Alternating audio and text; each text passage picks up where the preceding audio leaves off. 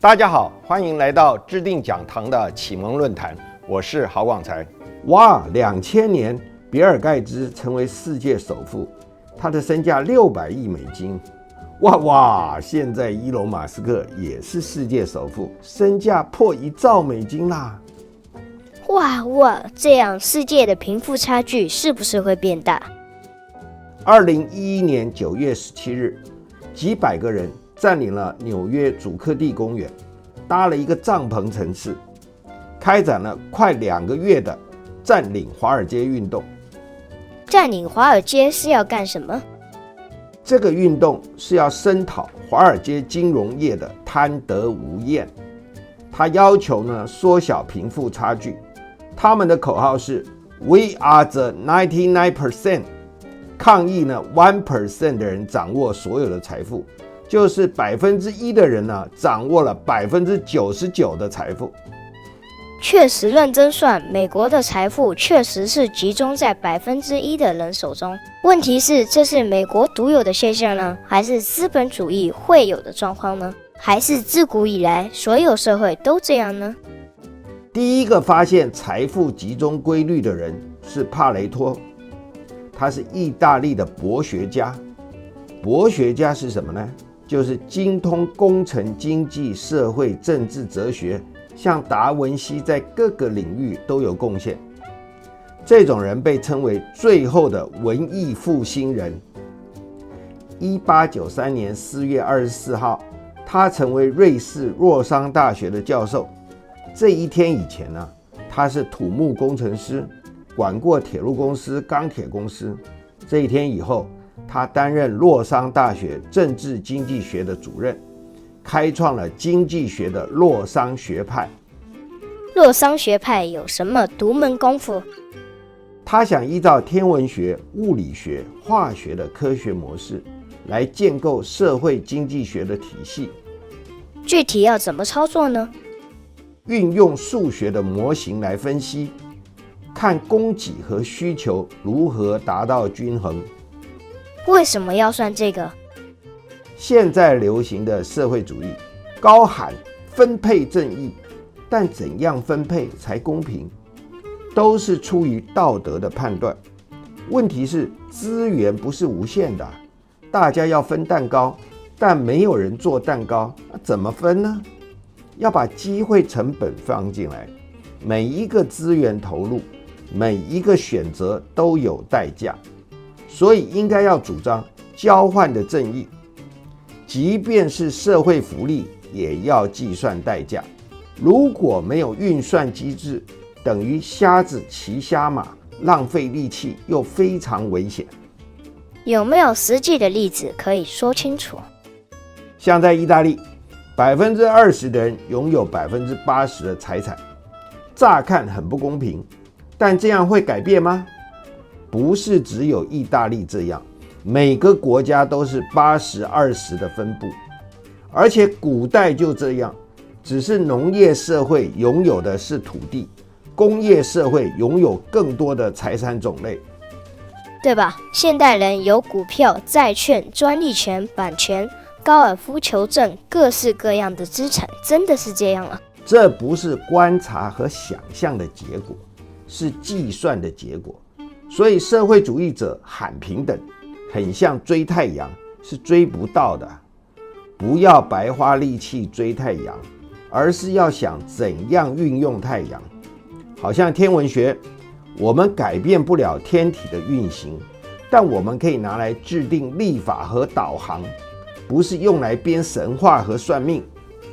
科技進步也改變不了財富規律嗎？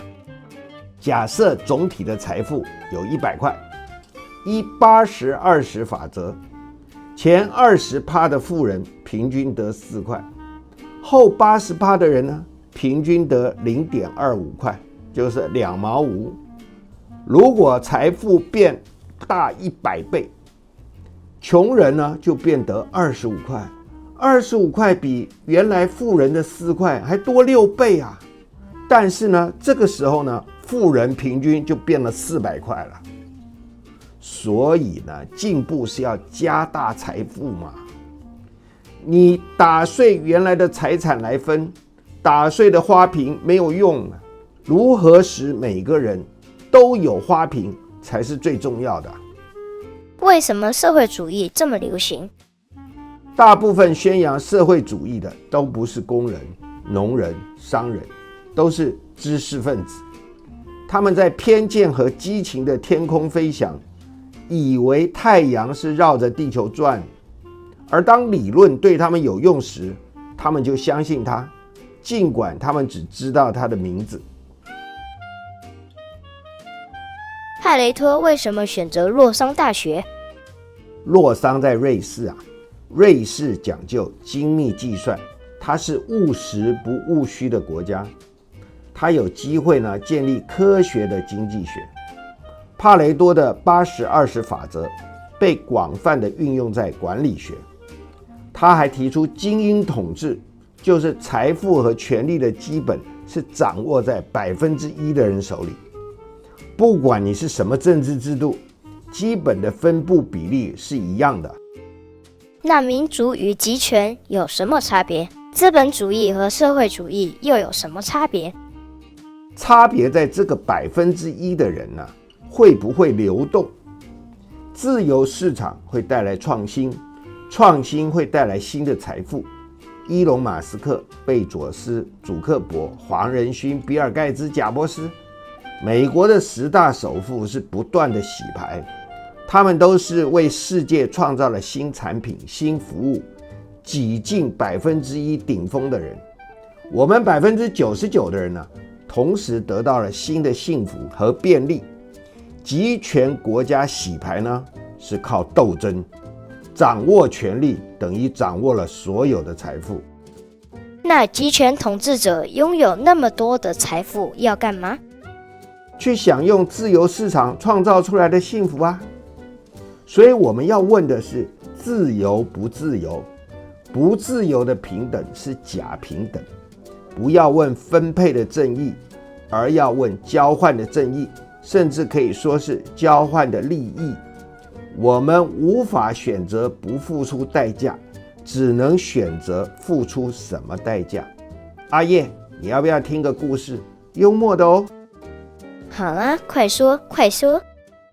雷根總統啊，問一個小女孩說：“你長大以後想做什麼？”小女孩說：“我想做總統。”你為什麼想做總統啊？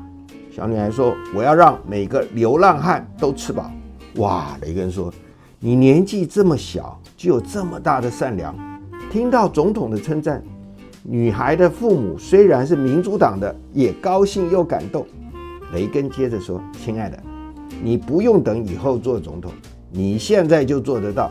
你要不要試試看啊？”好啊，我要怎麼做？很簡單，你周末呢來我家幫我剪草地、倒垃圾，我會給你100塊，然後帶你去找流浪漢，你就可以把$100呢給他們，他們就能吃飽一頓啦。小女孩想了一下說：“不對，為什麼不叫流浪漢幫你剪草地、倒垃圾？你把100元直接給他呢？”雷根笑着說：“親愛的，歡迎加入共和黨。